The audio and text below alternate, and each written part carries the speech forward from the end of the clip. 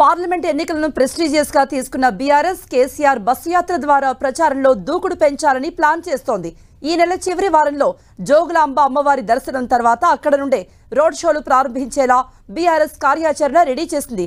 పార్టీకి పునర్వైభవాన్ని అందించేందుకు అలాగే ప్రజల్లో ఉన్న ప్రభుత్వ వ్యతిరేకతను వినియోగించుకొని పెద్ద సంఖ్యలో ఎంపీ సీట్లు గెలవాలనే టార్గెట్తో ఉంది బీఆర్ఎస్.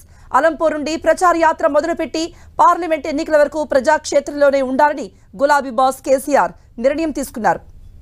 జాతీయ పార్టీలతో పోటీ పడే విధంగా ఎంపీ స్థానాలు కైవసం చేసుకునేందుకు అనుగుణంగా కార్యాచరణ సిద్ధం చేసింది బీఆర్ఎస్. రాష్ట్రంలో గులాబీ పార్టీ ప్రతిపక్ష పార్టీగా మారిన అనంతరం తొలిసారిగా పార్లమెంట్ ఎన్నికలు ఎదుర్కోబోతుండగా పక్కా కార్యాచరణ క్షేత్రస్థాయిలో అమలు చేసే విధంగా పార్టీ దృష్టి పెట్టింది. అలంపూర్ నుండి మొదలయ్యే రోడ్ షోను ఆదిలాబాద్ వరకు వరుసగా నిర్వహించేలా పార్టీ రోడ్ మ్యాప్ సైతం సిద్ధం చేసింది. మహబూబ్ నగర్, ఖమ్మం, వరంగల్ పార్లమెంట్ స్థానాల్లో మాత్రమే బహిరంగ సభలు నిర్వహించాలని పార్టీ భావిస్తోంది. ఉదయం సమయంలో పొలంబాట, సాయంత్రం కార్నర్ మీటింగ్ను ఏర్పాటు చేయబోతోంది. ఇదే సమయంలో రైతు సమస్యలపై ఫోకస్ పెట్టింది బీఆర్ఎస్. పోస్ట్ కార్డు ఉద్యమాన్ని మొదలు పెట్టబోతోంది. గురువారం జరిగిన పార్టీ రాష్ట్ర స్థాయి సమావేశంలో గులాబీ బాస్ కేసీఆర్ పార్లమెంట్ ఎన్నికల వ్యూహంపై బీఆర్ఎస్ నేతలకు దిశానిర్దేశం చేశారు. కాంగ్రెస్, బీజేపీ వైఫల్యాలను ప్రజల్లోకి నేతలు బలంగా తీసుకువెళ్లాలంటూ సూచించారు. రాష్ట్రంలో అనుభవం లేని సీఎం పాలనతో అస్తవ్యస్త పరిస్థితులు ఏర్పడ్డాయని అభిప్రాయపడ్డారు కేసీఆర్.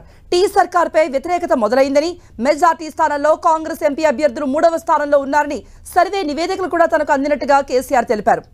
ఇక కేంద్రంలో అధికారంలో ఉన్న మోదీ సర్కార్ మతం పేరుతోనే ఓట్లు దండుకునే ప్రయత్నం చేస్తోందంటూ కేసీఆర్ అన్నారు. ప్రజలకు ఇటువంటి విషయాలన్నీ తెలియజేసి బీఆర్ఎస్ కు మెజార్టీ స్థానాలు వచ్చేలా ప్రతి ఒక్కరూ కూడా కృషి చేయాలన్నారు. రేవంత్ సర్కార్ 5 ఏళ్లు కొనసాగేలా కనిపించడం లేదంటూ కేసీఆర్ సంచలన వ్యాఖ్యలు చేశారు. కొంతమంది కాంగ్రెస్ నేతలు తనకు టచ్ లో వచ్చారని, అయితే వారికి ఓపిక పట్టాలని తాను సూచించినట్టుగా బీఆర్ఎస్ నేతలకు కేసీఆర్ చెప్పారు. బీజేపీతో చేతులు కలిపేందుకు రేవంత్ రెడ్డి ప్రయత్నాలు చేస్తున్నారని, అయితే బీజేపీ అధిష్టానం మాత్రం 50 మంది ఎమ్మెల్యేలను రేవంత్ తీసుకొచ్చే ఛాన్స్ లేదనే అభిప్రాయంతో దూరం పెడుతోందని తెలిపారు. ఢిల్లీ లిక్కర్ స్కామ్తో ఎమ్మెల్సీ కవితకు ఎటువంటి సంబంధం లేదని, రాజకీయ కక్షతోనే ఆమెను అరెస్టు చేశారని పార్టీ నేతలకు కేసీఆర్ చెప్పారు.